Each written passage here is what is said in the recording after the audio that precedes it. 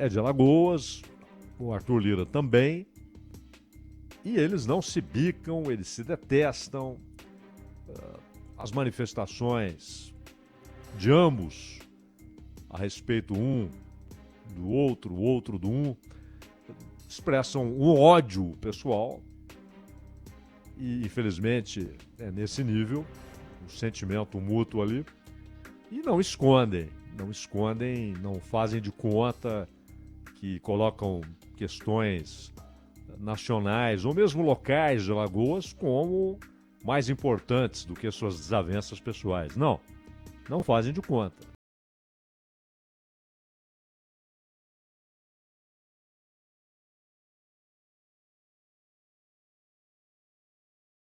O que vai acontecer na Câmara, infelizmente, parece haver um problema com algo muito importante. Muito importante. Porque o dispositivo que excepcionaliza as despesas com ciência e tecnologia, excepcionaliza, ou seja, retira do limite do teto estabelecido. Excepcionaliza, ou seja, retira do limite do teto estabelecido por essas regras fiscais. Ele foi colocado lá no Senado, na regra fiscal, por uma emenda de Renan Calheiros. O relator na Câmara, Cláudio Cajado, que é baiano, um esforço do Lira para que isso ocorresse. E no Congresso Nacional, os parlamentares, ali naquelas conversas de corredor, no cafezinho, acompanhados de repórteres, né, que estão sempre por ali, eles brincam dizendo que, ali naquelas conversas de corredor, no cafezinho, acompanhados de repórteres, né, que estão sempre por ali, eles brincam dizendo que o problema na emenda é um erro de origem, isto é, o gabinete de Renan Calheiros. O fato de esta emenda ter sido apresentada por Renan Calheiros, elaborada pelo seu gabinete, pelo pessoal que lá trabalha, estaria incomodando Arthur Lira. E, de certa forma, isso está levando, olha a seriedade que esse problema paroquial atinge, está levando alguns deputados a acreditarem que essa exceção na Câmara será tirada fora do texto, será lançada fora do texto, será arrancada do texto. O dispositivo foi inserido quando esse marco fiscal chegou ao Senado. E aí volta para a Câmara, porque o Senado mudou o texto aprovado na Câmara. O Lira, claro, óbvio, diz que não há relação entre a baixa viabilidade em plenário dessa emenda e a origem, Renan Calheiros. O Renan Calheiros foi procurado para falar a respeito. O que você está achando disso aí? E ele falou que não desacredita, não desconsidera a possibilidade de o fato de a proposta ter saído do seu gabinete ser um problema para o Lira. Então, o Renan disse: o Brasil tem o menor investimento em ciência e tecnologia do mundo. Isso não afeta o arcabouço. Agora, se o presidente da Câmara trata isso dessa maneira, eu não sei. Além da emenda de Renan Calheiros, há outros pontos que os senadores aprovaram, modificando o texto aprovado na Câmara. Primeiro, a excepcionalização dos gastos com o Fundo de Manutenção e Desenvolvimento da Educação Básica, o Fundeb. Segundo, a excepcionalização dos gastos com o Fundo Constitucional do Distrito Federal. E a emenda que estabelece o IPCA, o Índice de Preço ao Consumidor Amplo, como referência para o limite de despesas condicionadas, o que daria ao governo, no orçamento do ano que vem, uma folga de até 40 bilhões de reais, de acordo com os cálculos feitos. Além dessa do Fundeb e, claro, ciência e tecnologia. Todas as 4 modificações feitas pelo Senado são boas, melhoram o texto. Em alguma medida, salvam o texto para que não seja mera reprodução daquela porcaria. Essa possibilidade, que não é descartada pelo Renan Calheiros, que é negada pelo Lira.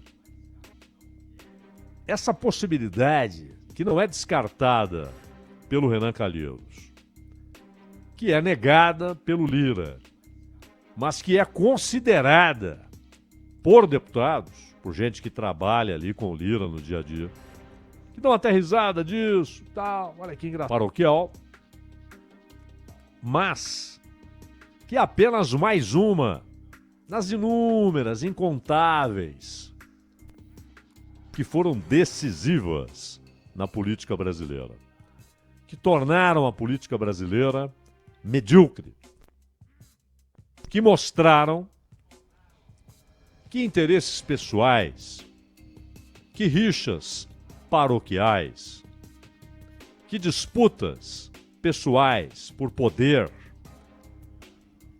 por capacidade de influenciar a política neste ou naquele estado, nessa ou naquela região, ou dentro do parlamento, ou no governo federal, prevalecem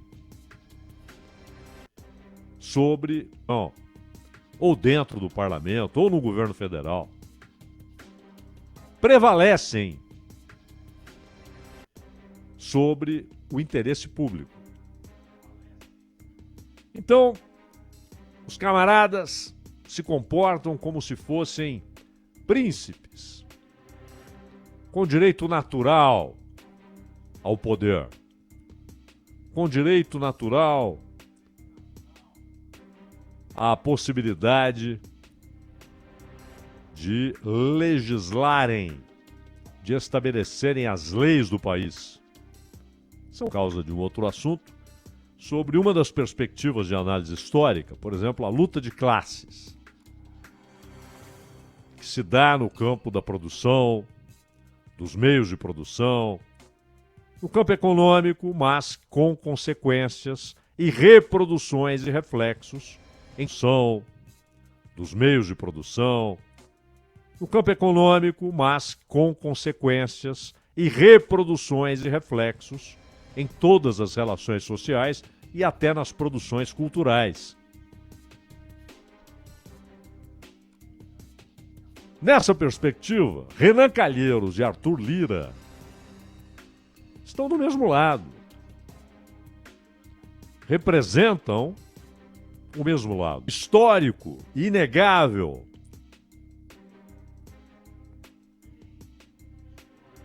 Desvínculo, uma alienação em relação aos problemas nacionais. Já demonstraram isso diversas vezes. Agora, em relação aos problemas nacionais. Já demonstraram isso diversas vezes. Agora, observemos item por item. Comecemos por um que não mexe com os humores da nação, mas que é uma questão constitucional. Aliás, é assim chamado Fundo Constitucional do Distrito Federal. O Distrito Federal tem uma condição jurídica, econômica, distinta. Isso se dá, por exemplo, também com Washington, né? É uma administração à parte, não deriva do poder político estabelecido naquele estado, mas é um poder distrital. Tanto que nós temos a Câmara Distrital e temos os representantes do Distrito Federal no Congresso, inclusive 3 senadores, como os estados.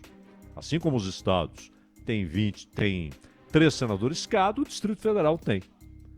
Então, você tem 27 unidades da federação com 3 senadores, daí os 81 senadores.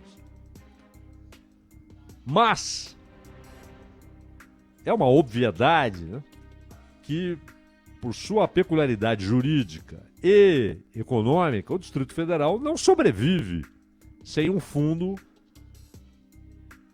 nacional, um fundo bancado pela União. Isso é constitucional. É um dever constitucional imposto à União. Se você coloca esse fundo sob o teto, é óbvio que você retira do Distrito Federal a condição de paridade com os outros. É óbvio que você retira do Distrito Federal a condição de paridade com os outros estados. Porque a sua excepcionalidade exige a existência desse fundo. Que a Câmara tenha jogado os estados. Porque a sua excepcionalidade exige a existência desse fundo. Que a Câmara tenha jogado uma exigência constitucional na vala comum da regra fiscal é uma mistura de incompreensão, uma exigência constitucional na vala comum da regra fiscal, é uma mistura de incompreensão com irresponsabilidade. Aliás, o Distrito Federal não é só Brasília, a rica Brasília, a maior renda per capita, com irresponsabilidade. Aliás, o Distrito Federal não é só Brasília, a rica Brasília, a maior renda per capita do país, mas é uma órbita, um ao capita do país, mas é uma órbita, um ao redor tremendamente empobrecido e com problemas sociais gigantescos ao redor tremendamente empobrecido e com problemas sociais gigantescos que demandam dinheiro da União pela peculiaridade geográfica, jurídica e econômica do Distrito Federal, que demandam dinheiro da União pela peculiaridade geográfica, jurídica e econômica do Distrito Federal. Mas essa não é uma questão que irá mexer com os humores do país, só com os que moram lá. Mas essa não é uma questão que irá mexer com os humores do país, só com os que moram lá. Mas é uma exigência constitucional. Não deveria nem ser discutido. O Senado, na verdade, recolocou ordem nas coisas. Mas é uma exigência constitucional. Não deveria nem ser discutido. O Senado, na verdade, recolocou ordem nas coisas. Restabeleceu um princípio que está na Constituição. Mas vamos lá. Excepcionalização dos gastos com o Fundo de Manutenção e Desenvolvimento da Educação Básica. Aqui vale notar excepcionalização dos gastos com o Fundo de Manutenção e Desenvolvimento da Educação Básica. Aqui vale notar a União participa da formação do fundo. Os estados e municípios são... Quando esse assunto foi discutido na Câmara, eu acho que qualquer pessoa observava, olhava e falava: não. É claro que o Fundeb não ficará restrito por esse novo teto. É claro que o Fundeb não ficará restrito por esse novo teto. Claro que não. Quem está dizendo que rios de dinheiro correrão para o Fundeb? Porque nunca correram. Você tem os percentuais definidos. Mas não adianta aquela conversinha. A educação é fundamental. O Brasil tem de investir em educação. O Estado tem sido relapso, negligente, incompetente, base. Porque o MEC, com o tempo, ele virou o Ministério das Universidades Públicas. E os estados e municípios, muitos deles, ou não cumprem com suas obrigações ou não têm recursos para a educação básica. Estados e municípios, muitos deles, ou não cumprem com suas obrigações ou não têm recursos para a educação básica. Por quê? É só olhar. Educação básica, que a gente chamava antes de primário, né, ginasial, depois virou ensino médio e tal. A responsabilidade é quase inteiramente de estados e municípios. E a educação e a garantia de que haverá dinheiro para pagar o sistema financeiro, nós daremos prioridade à educação. E a garantia de que haverá dinheiro para pagar o sistema financeiro, nós daremos prioridade ao sistema financeiro.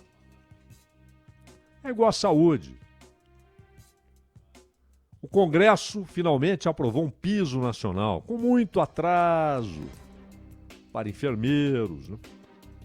Parteiras, auxiliares de enfermagem. Uma coisa ali, no caso de parteira, auxiliar de enfermagem, chega a 2 salários mínimos. Né? Nossa! Eriçaram os ministros do Supremo. Vocês precisam socorrer aqui, porque isso é uma irresponsabilidade. E aí o Supremo começou a fazer uma confusão tremenda. Não tem, para quem só atende particularmente, para quem não atende o SUS, para quem só atende plano de saúde ou consulta paga. E estabeleceu aquilo que parece caríssimo aos ministros do Supremo, que é a negociação prevalecendo sobre a legislação, que é uma aberração. Que legislação é essa? Que poder ela tem se ela pode ser atirada pela janela? A legislação, que é uma aberração.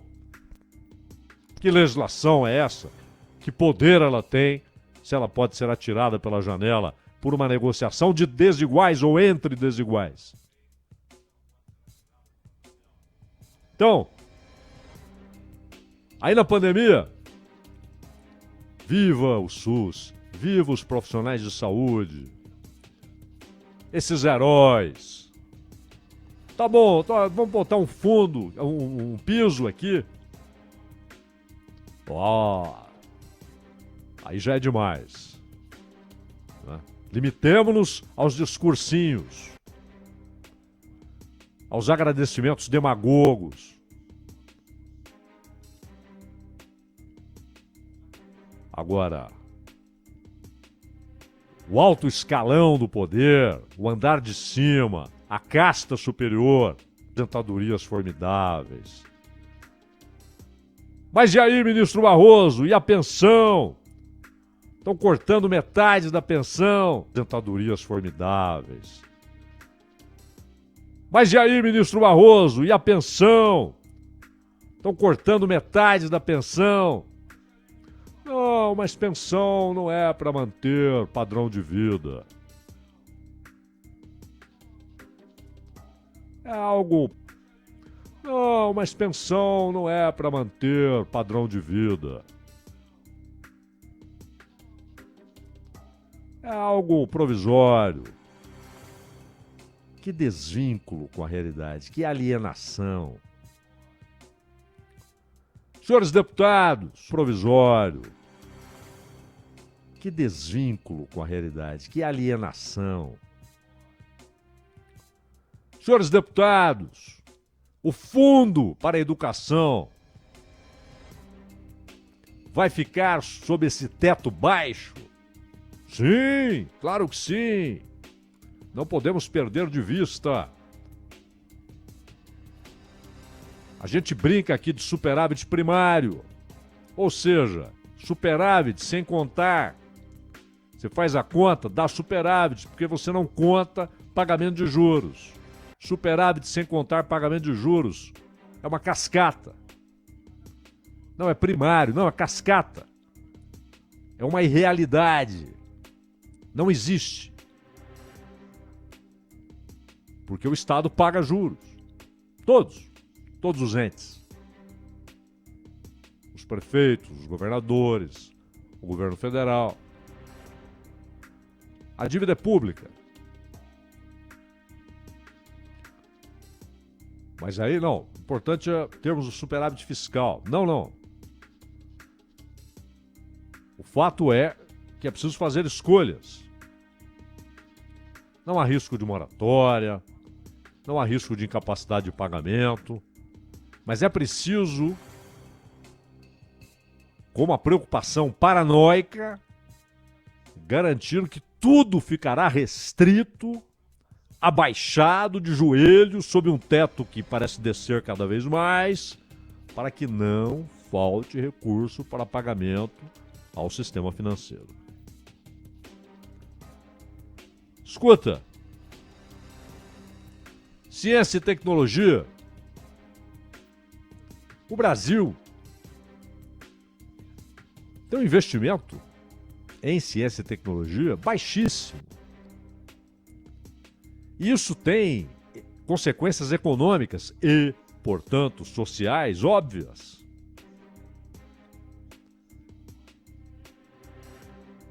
Na década de 40, você falava, peraí, sabe tudo aquilo que os caras implantaram, desenvolveram, aperfeiçoaram, desde o século XVIII, atravessando o século XIX, as primeiras décadas do século XX, nós vamos importar o resultado, a planta de produção, o conhecimento acumulado, a tecnologia acumulada, as novas descobertas, a engenharia desenvolvida. Nós já sairemos do pico para estabelecermos aqui a indústria de base. Indústria de bens de consumo, mesma coisa. Não é o Brasil só que fez isso, o Japão fez isso, a China fez isso, a Coreia do Sul fez isso. Indústria de bens de consumo, posterior à indústria de base. Vamos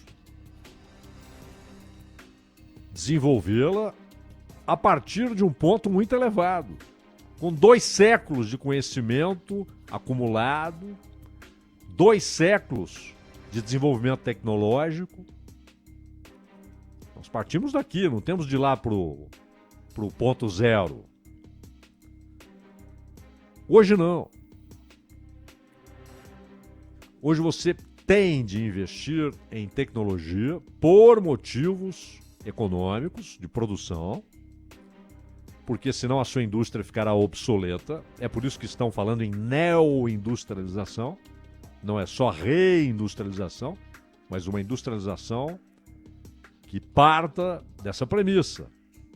Uso da mais importante das novas tecnologias e capacidade de acompanhar os avanços que são intermináveis e são muito rápidos.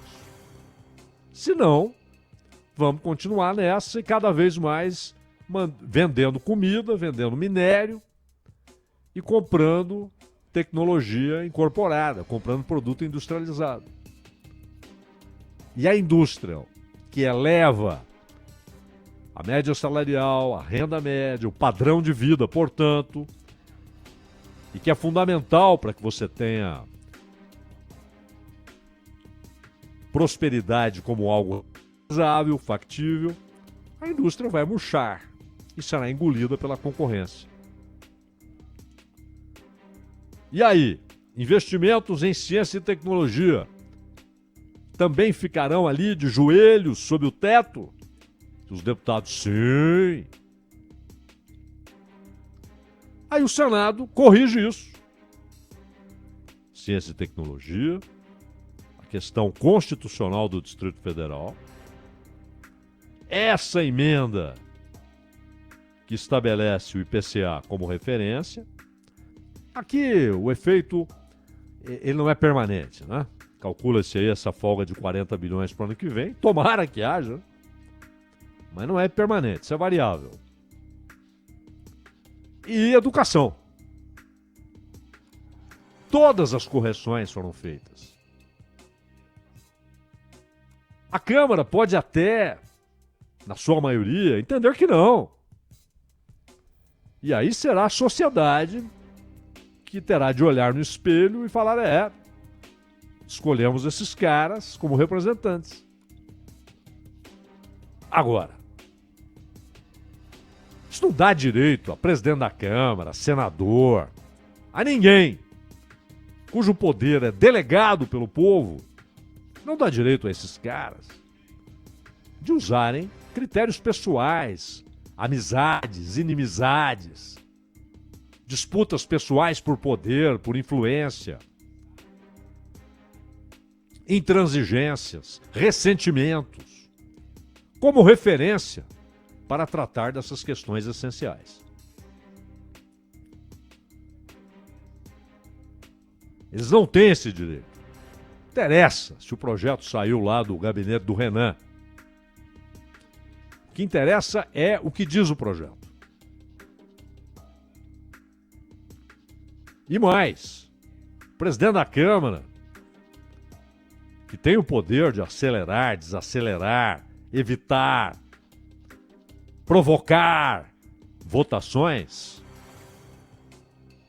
ele não deve entender que também tem o direito de escolher como o plenário votará. De fazer campanha por uma questão pessoal. Nós temos problemas sérios de representação. E a democracia, que não é... Democracia é um tipo de Estado. Não é sacrossanta, é um tipo de Estado. Mas ela só é viável com o sistema de representação. Ou com votações diretas. Ou lá no modelo iugoslavo, né? Que você vai tirando toda a representação das fábricas, dos campos, do comércio, dos sindicatos, e você vai escolhendo delegados até o principal parlamento. Ou você tem a votação, como temos aqui, a escolha de representantes. Quando essa ligação é desfeita, quando o representante já não tem vínculo, ligação com o representado, já não tem o menor interesse pelo representado, isso não é só política feita de maneira medíocre. Isso é um golpe contra o princípio elementar da democracia. Ronald. Bandeirantes Acontece, tema de abertura vira podcast, já estará disponibilizado para você, é o Entendendo a Notícia. Procure aí. Aliás, procure todos os podcasts da Rádio Bandeirantes. Todos os programas viram podcast, além de outros, como o Entendendo a Notícia, que daqui a pouquinho estará aí disponibilizado para você. Você procura nos agregadores de podcast da sua preferência, no site, no YouTube, em todos os lugares, em todas as redes da Rádio Bandeirantes. Daqui a pouco tem a participação ao vivo aqui do Milton Neves.